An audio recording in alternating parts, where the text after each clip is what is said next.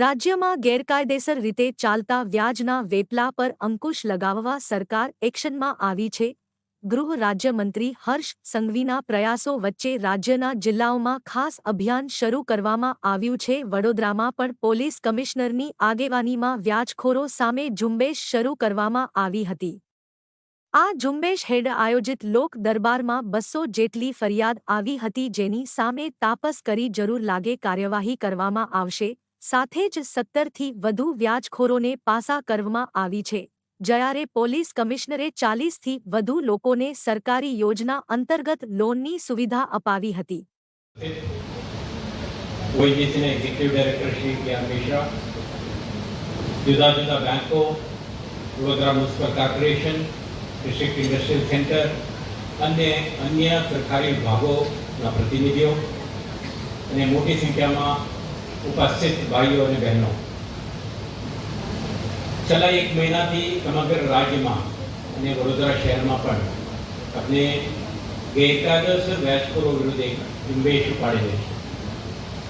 આનો મુખ્ય હેતુ જે ગુજરાત સરકાર, ભારત સરકાર તરફથી જે ગરીબ કલ્યાણ માટે, ગ્રામીણ વિકાસ માટે, શહેરી વિકાસ માટે, લોકોના ઉન્નતિ માટે જે જુદા જુદા સરકારી કાર્યક્રમો છે, આ અંગે જાણકારી આપવાનું અને સાથે સાથે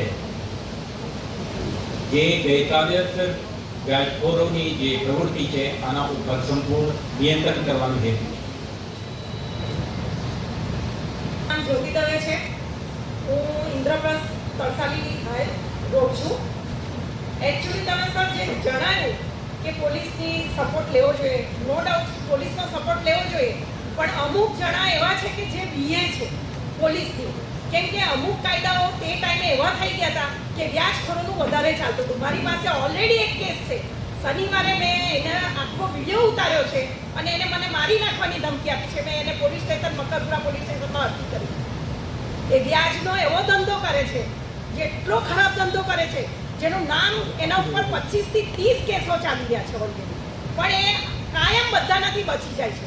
એ વ્યાજખોર માણસ એવો છે કે માણસને આખો મારી નાખવા ઉપર હાલત ખરાબ કરી નાખે છે. એના ઉપર એક્શન લેવામાં આવે.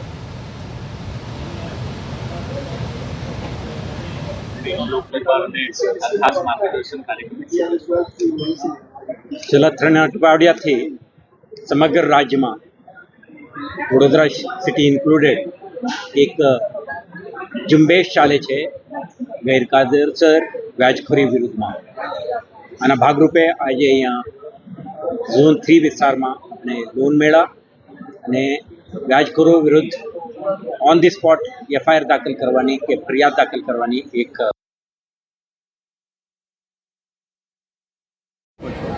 ખૂબ મોટી સંખ્યામાં બેનિફિશરીઓ ઉપસ્થિત રહ્યા છે. આ કાર્યક્રમના હેતુ 2-3 છે. આપણે એક તો જે વ્યાજખોરો છે, અનરજિસ્ટર્ડ એક્સેસિવ ઇન્ટરેસ્ટ લેવી કરીને લોકોને એક્સપ્લોઇટ કરતા તત્વો છે, એમના વિરુદ્ધમાં જે ભોગવનાર નાગરિકો છે આગળ આવે અને આપણે એમને મદદરૂપ થઈને એફઆઈઆર નોંધી એમના વિરુદ્ધમાં શિક્ષાત્મક કાર્યવાહી કરવાની, લીગલ એક્શન લેવાની પ્રક્રિયા હાથ ધરવામાં આવે.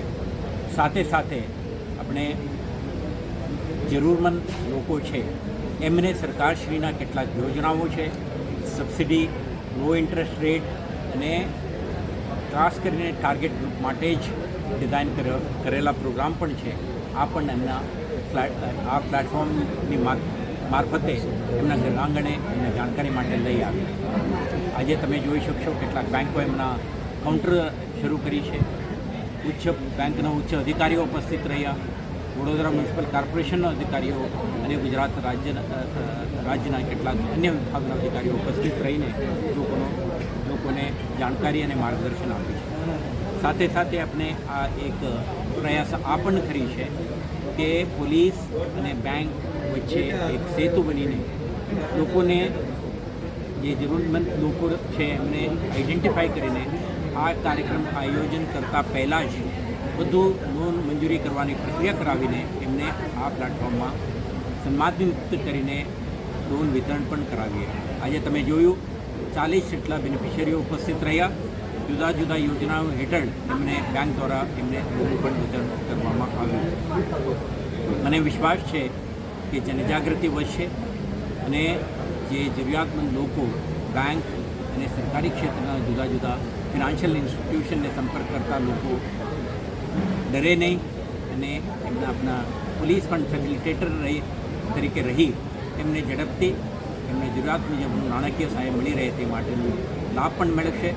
સાથે સાથે સમગ્ર શહેરમાં એક પણ ગુનેગાર એવા પ્રવૃત્તિ ચલાવતા હોય લોકો કોઈ પણ બીક વગર ડર વગર પોલીસ સ્ટેશન કે આપણા હેલ્પ ડેસ્ક સુધી પહોંચે અને એમના ફરિયાદ નોંધાવે, જેથી કરીને આપણે મદદ કરે કે આપણે વચ્ચે રહીને ગરીબ લોકોના શોષણ કરતા આવા તત્વો વિરુદ્ધ સ્ટ્રોંગ લીગલ એક્શન લેવામાં આવે અને એમની પ્રવૃત્તિ સંપૂર્ણ રીતે નાબૂદ કરવામાં આવે. આ વડોદરા શહેર પોલીસના પ્રયાસમાં મદદરૂપ થાય. સર, તમારા